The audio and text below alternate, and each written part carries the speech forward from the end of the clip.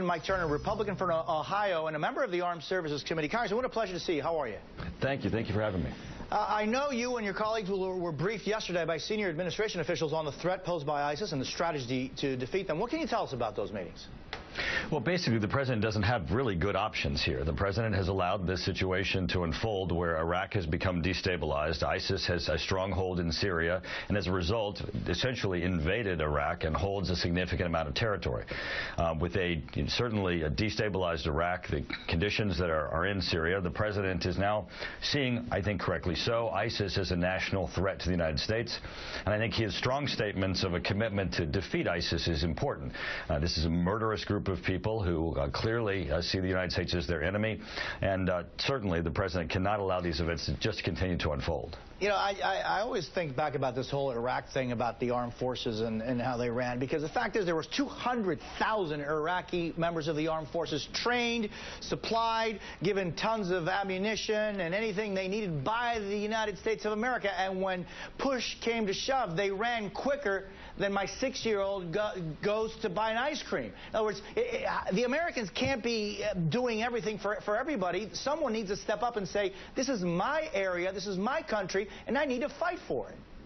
And you're absolutely right. But, of course, the force that you're speaking of is not the force that they have today, and it certainly is the one that was left when the United States pulled out. You know, if you go back to the president's Cairo speech, the president made the statement that he was going to withdraw U.S. troops, but he also said he was going to support a sovereign and democratic Iraq and their institutions, and he was also going to support holding Islamic extremists at bay.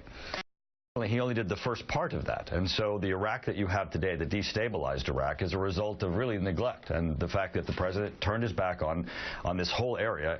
As soon as our troops left, so did the United States influence and its continued efforts. NBC's Bill Neely spoke with Syria's foreign minister, who said President Assad welcomes U.S. airstrikes against Syria. Let's take a look.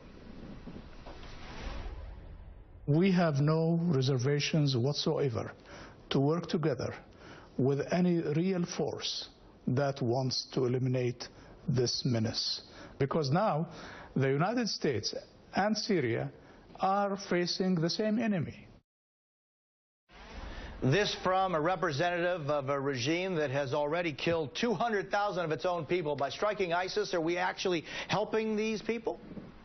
Well, certainly, again, back to the president having no good options at this point because of allowing the circumstances to unfold. You have a situation here where, because after the president did his rather odd red line of chemical weapons use only and then walked away once the deal on chemical weapons occurred, you have Syria with this large territory where ISIS has this stronghold that it threatens, obviously, the entire area and now the United States.